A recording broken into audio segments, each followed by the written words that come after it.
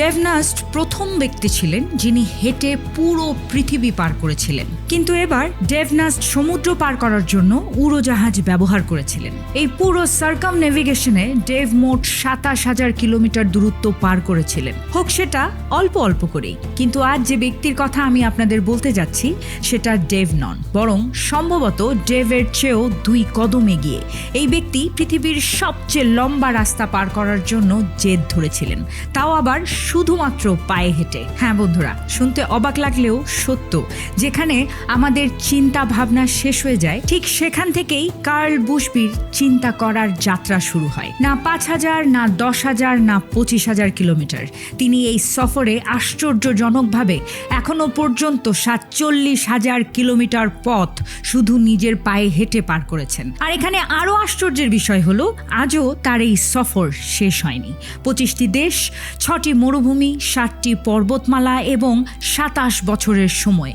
কিন্তু উদ্দেশ্য মাত্র ছিল একটি পুরো পৃথিবী হেঁটে চক্কর দেয়া, তাও আবার কোনো সাপোর্ট সিস্টেম ছাড়া। কিন্তু শেষ পর্যন্ত কার্ল বুশবি কিভাবে এই যাত্রা পার করলেন সেটাই আজকে জানবো। হ্যালো এভরিওয়ান, আমি পিঙ্কি ছেত্রী। ওয়েলকাম করছি অন বোর্ড উইথ ছেত্রীর আরেকটি নতুন এপিসোডে।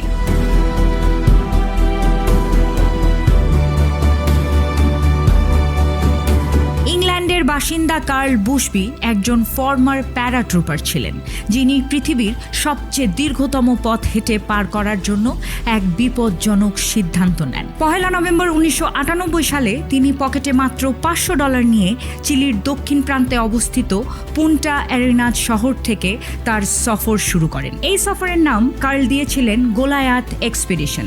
তিনি এমন এক মিশন শুরু করেছিলেন যেখানে তাকে পুরো আমেরিকান মহাদেশ পার করে রাশিয়া যেতে হবে, তারপর এশিয়া এবং শেষে ইংল্যান্ডে তার নিজের শহরে এসে সফর শেষ করার কথা ছিল। এই মোট দূরত্ব দাঁড়ায় প্রায় ৫৮,০০০ কিলোমিটার।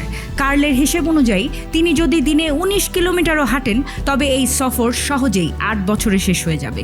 কিন্তু এই সফরে তিনি যে সব সমস্যার মুখোমুখি হতে যাচ্ছিলেন তা তার জানা ছিল না যে ৮ বছরের এই সফর ২৭ বছর পরেও শেষ হতে পারবে না। কার্ল বুশবি তার এই এক্সপিডিশনের ২টো নিয়ম বানিয়েছিলেন। প্রথমটি হলো, এই সফরে কোনো যানবাহন ব্যবহার করা যাবে না। ট্রেন, গাড়ি, উড়োজাহাজ বা কোনো মোটর চালিত যানবাহন ব্যবহার করা যাবে না একদমই। তাকে প্রতিটি কদম শুধুমাত্র হেঁটেই চলতে হবে। দ্বিতীয় নিয়মটি হলো, যদি তাকে কোনো কারণে মাঝপথে সফর থামাতেও হয় তবে ঠিক সেখান থেকেই আবার শুরু করতে হবে যেখানে তিনি তার শেষ কদমটি রেখেছিলেন। বন্ধুরা, এই নিয়মগুলো শুনতে সহজ মনে হলেও কার্লকে এর মূল্য বছরের পর বছর একাকিত্ব, ভিসার জটিলতা এবং মৃত্যুর ভয় দিয়ে পরিশোধ করতে হয়েছে। কার্ল বুশবি তার প্রথম কদম দক্ষিণ আমেরিকার পাথুরে মাটিতে রেখেছিলেন। গরম ওয়েদার, জঙ্গলি রাস্তা এবং মাটির প্রতিটি বাঁকে এক নতুন চ্যালেঞ্জ। শুরুতে চিলি থেকে বের হওয়ার পর তিনি বেশিরভাগ সময় প্রশান্ত মহাসাগরীয় উপকূল এবং অ্যান্ডিজ পর্বতমালার পাশ খেয়ে এগিয়ে যেতে শুরু করেন। এর ফলে তিনি পৃথিবীর সবচেয়ে বড় অ্যামাজন জঙ্গলের বিপজ্জনক অংশ পার করা থেকে বেঁচে যান। কিন্তু সেন্ট্রাল আমেরিকার দিকে যাওয়ার আগে তাকে যে জিনিসটি সবচেয়ে বেশি কষ্ট দিয়েছিল তা হলো আবহাওয়া এবং ভূখণ্ড। এই সফরের শুরুতে পাটাগোনিয়ায় তাকে তীব্র ও ঠান্ডা বাতাসের মুখোমুখি হতে হয়েছিল। বন্ধুরা, এই জটিলতার পর পৃথিবীর দীর্ঘতম অ্যান্ডিজ পর্বতমালায় ওঠানামা করা নিজের মধ্যেই এক অসম্ভব কাজ, সেটাও তিনি করেছেন। চিলির উত্তরে তাকে অ্যাটাকামা ডেজার্টের মতো পৃথিবীর সবচেয়ে শুষ্ক ও জনমানবহীন এলাকার মধ্যে দিয়ে যেতে হয়েছিল।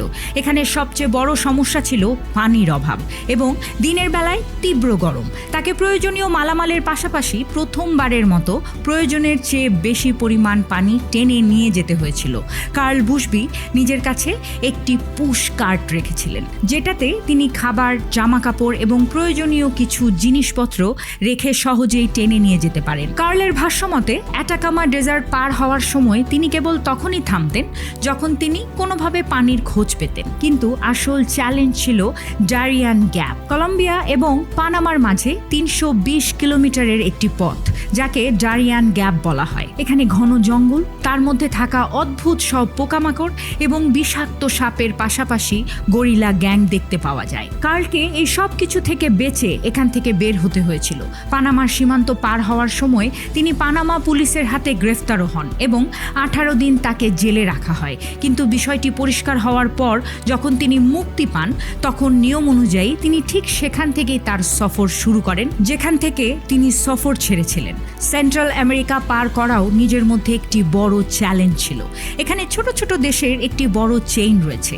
প্রতিটি দেশে প্রবেশ এবং বের হওয়ার সময় ভিসার সমস্যার কারণে সীমান্তে তার অনেক সময় লেগে যেত। 2002 সালের মধ্যে কার্ল সেন্ট্রাল আমেরিকা পার করে ফেলেছিলেন। তারপর তিনি মার্কিন যুক্তরাষ্ট্রে প্রবেশ করেন, যেখানে কখনো দীর্ঘ হাইওয়ে ট্রাফিক থেকে বেঁচে হেঁটে চলতে হতো, তো কখনো সোনোরান মরুভূমির তীব্র গরমের সাথে মোকাবেলা করতে হতো। এখানকার ওয়েদার চিলির অ্যাটাকামা মরুভূমির চেয়েও বেশি গরম ছিল। 2005 সালের মধ্যে যখন তিনি কানাডা এবং অ্যালাস্কায় পৌঁছান, তখন ওয়েদার পুরোপুরি বদলে গিয়েছিল। এখানে তাকে তীব্র ঠান্ডা, তুষারপাত এবং কঠিনতম ভূখণ্ডের উপর দিয়ে হাঁটতে হয়েছিল। অ্যালাস্কার জনমানবহীন এলাকায়, যেখানে রাস্তাও ছিল না, সেখানে তিনি প্রায়ই মালামাল নিয়ে যাওয়ার জন্য এবং রাস্তা খোঁজার জন্য ডগ স্লেজিং ট্রেইল ব্যবহার করতেন। স্লেজের কারণে বরফ কিছুটা চেপে শক্ত হয়ে যায়, যার উপর দিয়ে হাঁটা যায় সহজে। কিন্তু বন্ধুরা, এই পয়েন্টে এসেও কার্ল কুকুরের সাহায্য নেননি, কারণ এতে তার সবচেয়ে গুরুত্বপূর্ণ নিয়মটি ভেঙে যেত।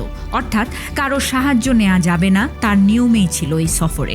রাশিয়ায় প্রবেশ করার জন্য তাকে বেরিং স্ট্রেইট পার করতে হয়েছিল। এটি একটি বরফে জমাট বাঁধা সমুদ্র যা আমেরিকা ও রাশিয়াকে যুক্ত করে। এখানকার সবচেয়ে বড় চ্যালেঞ্জ হলো বেরিং স্ট্রেইটের বরফ এক জায়গায় স্থির থাকে না। সমুদ্রের ঢেউয়ের কারণে বরফের বড় বড় টুকরোগুলো অনবরত নড়তে থাকে। এই বরফের টুকরোগুলো সমুদ্রের মাঝে ভাসমান অবস্থায় রয়েছে। কার্ল অনেকবার এক টুকরো থেকে অন্য টুকরোতে যাওয়ার জন্য কনকনে ঠান্ডা পানিতে সাঁতারও কেটেছিলেন, যেখানে আর্কটিকের তীব্র ঠান্ডা এবং হাইপোথার্মিয়ার ঝুঁকিও তার মাথার উপর ঘুরপাক খাচ্ছিল। কার্ল বেরিং স্ট্রেইটের এই অংশটি একজন ফ্রেঞ্চ অ্যাডভেঞ্চারার দিমিত্রি কিফারের সাথে হেঁটে পার করেছিলেন। কার্ল এবং দিমিত্রি কিফার 240 কিলোমিটারের এই লম্বা পথ সাথে আর্কটিকের বিপজ্জনক ঝড় এবং 14 দিন না ঘুমিয়ে কাটিয়েছিলেন। আর শেষ পর্যন্ত যখন তারা রাশিয়ায় পৌঁছান, তখন তাদের এই সফরের সবচেয়ে দীর্ঘতম বাধাটির মুখোমুখি হতে হয়। রাশিয়ান কর্তৃপক্ষ তাদের গ্রেফতার করে। নিঃসন্দেহে কার্লের কাছে রাশিয়ায় প্রবেশ করার জন্য বৈধ ভিসা ছিল, কিন্তু রাশিয়ান কর্তৃপক্ষের দাবি ছিল যে বেরিং স্ট্রেইট কোনো অফিসিয়াল পোর্ট অফ এন্ট্রি নয়। এই সমস্যার কারণে কার্লকে ডিপোর্ট করে ইউকে ফেরত পাঠিয়ে দেওয়া হয়। বন্ধুরা, কার্লের এই সফর এখানেই শেষ হতে পারত, কিন্তু কার্ল ততদিনে একজন বিখ্যাত ব্যক্তি হয়ে উঠেছিলেন। আর ঠিক এই কারণেই ব্রিটেনের ডেপুটি প্রাইম মিনিস্টার জন প্রেসকট এবং রাশিয়ান বিলিয়নিয়ার রোমান অ্যাব্রামোভিচ এতে হস্তক্ষেপ করেন এবং কার্ল রাশিয়ায় হাঁটার অনুমতি পেয়ে যান। কিন্তু এই সফর সহজ ছিল না তার জন্য। তার ভিসা মাত্র 90 দিনের জন্য দেয়া হতো, অর্থাৎ প্রতি 90 দিন পর পর তাকে রাশিয়া ছেড়ে অন্য কোনো দেশে যেতে হতো। অনেক সময় এই বিলম্ব মাসের পর মাস চলত। 2008 সালে তো তার ফান্ডিংও শেষ হয়ে যায়। সেই সময় তিনি মেক্সিকোতে থেকে যান এবং 2 বছর ধরে শুধু অপেক্ষা করতে থাকেন। তারপর 2011 সালে ফান্ডিং পাওয়ার পর কার্ল আবার রাশিয়ায় প্রবেশ করেন। তুন্দ্রা অঞ্চলের বরফে আবৃত নদীর ওপর দিয়ে হাঁটতে হাঁটতে তিনি সাইবেরিয়ার মাঝখানে পৌঁছে গিয়েছিলেন। এখানে একটি ছোট ভুলও কার্লের প্রাণ কেড়ে নিতে পারত, কিন্তু তিনি হাঁটতেই থাকেন। তাকে কোনো কিছু বাধা দিতে পারেনি। প্রতি বছর 3 মাস হাঁটা আর বাকি 9 মাস ভিসার জন্য অপেক্ষা, এভাবেই চলতে থাকলো। 2013 সালে কার্ল তখন একটি বড় ধাক্কা খান, যখন তিনি জানতে পারেন যে রাশিয়া তার উপর 5 বছরের জন্য নিষেধাজ্ঞা জারি করেছে। কিন্তু কার্ল কোনোভাবেই থামার পাত্র ছিল না। তাই কার্ল প্রতিবাদ জানানোর জন্য কোথাও অভিযোগ না করার পরিবর্তে একটি অভিনব উপায় বেছে নেন।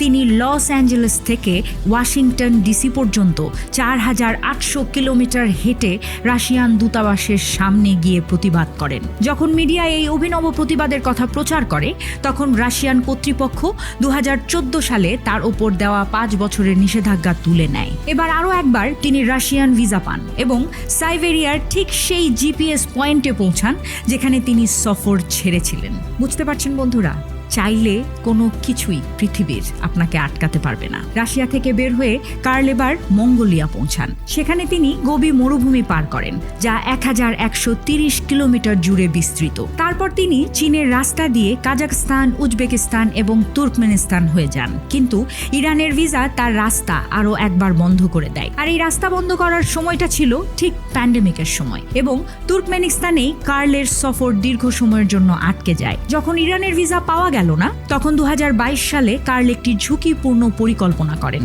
তিনি ভাবলেন, আমি যদি ইরানে না যেতে পারি তবে ক্যাসপিয়ান সাগর সাঁতরে আজারবাইজান তো অবশ্যই পৌঁছাতে পারবো। এই কাজের জন্য তিনি একটি ছোট কায়াক সঙ্গে নেন, তবে নিজের জন্য নয়, বরং তার মালামাল বহন করার জন্য। কার্ল 288 কিলোমিটারের ক্যাসপিয়ান সাগর 31 দিনে পার করেন। প্রতিদিন তিনি 6 ঘন্টা সাঁতার কাটতেন, 3 ঘন্টা সকালে এবং 3 ঘন্টা বিকেলে। তারপর রাতে সেই কায়াকের ওপর উঠে ঘুমাতেন। তীব্র ঢেউ তার রাস্তা আটকানোর অনেক চেষ্টা করেছিল, কিন্তু কার্ল ভেঙে পড়েননি এবং কার্লকে ভাঙা যায়নি কোনোভাবে। তার ভাষ্যমতে তিনি সাঁতার কাটতে পছন্দ করেন না, কিন্তু এটা করা জরুরি ছিল এই যাত্রার জন্য। শেষ পর্যন্ত তিনি আজারবাইজান পৌঁছান এবং সেখান থেকে আবার হাঁটা শুরু করেন। 2025 সালে কার্ল আজারবাইজান থেকে তুরস্কে প্রবেশ করেন। ওখানে তিনি এতটাই বিখ্যাত হয়ে গিয়েছিলেন যে প্রতিটি গ্রামের মানুষ তাকে তাদের বাড়িতে দাওয়াত দিত। বিবিসির সাথে কথা বলার সময় কার্ল জানান যে তুরস্কের আতিথেয়তা তিনি কখনো ভুলতে পারবেন না। ইস্তাম্বুলে তাকে বসফরাস প্রণালী পার হয়ে ইউরোপে প্রবেশ করতে হতো। বসফরাস ব্রিজে শুধু গাড়ি চালানোর অনুমতি রয়েছে, কিন্তু কর্তৃপক্ষ শুধু কার্লকে এই প্রণালীর উপর দিয়ে হেঁটে যাওয়ার অনুমতি দেয়, এবং এভাবেই তিনি এই ব্রিজটি হেঁটে পার করে অফিসিয়ালি ইউরোপে প্রবেশ করেন। বন্ধুরা, পুরো 27 বছরের অতুলনীয় পরিশ্রমের পর কার্ল বুশবির এই সফরের শেষ 3000 কিলোমিটার পথ বাকি রয়েছে। তার লক্ষ্য হলো বালগেরিয়া, রোমানিয়া, হাঙ্গেরি, অস্ট্রিয়া, জার্মানি এবং ফ্রান্স হয়ে ইউকে পর্যন্ত পৌঁছানো।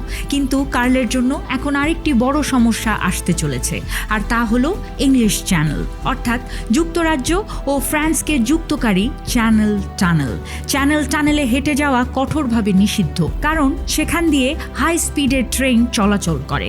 সেখানে প্রচণ্ড গরম এবং অক্সিজেনের অভাব থাকে।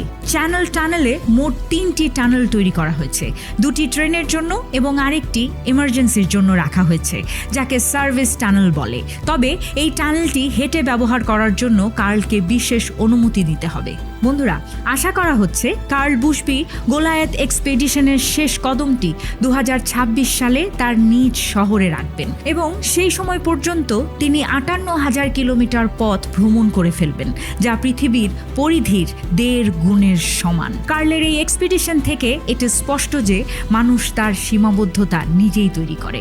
মানুষ চাইলে কি না পারে, কিন্তু বাস্তবে তার কোনো সীমাবদ্ধতা নেই। সে যা চায় তাই করতে পারে। বন্ধুরা, এবার যখন পরবর্তী সময় আপনার মনে হবে যে জীবন যেন থমকে গেছে, তখন মনে রাখবেন কার্ল বুশবির কথা।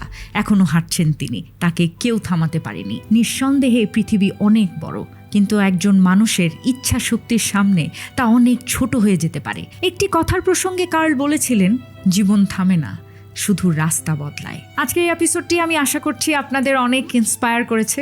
এরকম আরও এপিসোড এবং ইনফরমেটিভ এপিসোড পেতে ফলো করুন এবং সাবস্ক্রাইব করুন। আগামী এপিসোডে আবারও দেখা হবে নতুন কোনো ইনফরমেটিভ ভিডিও নিয়ে। ততক্ষণ পর্যন্ত ভালো থাকুন, সুস্থ থাকুন, সুন্দর থাকুন।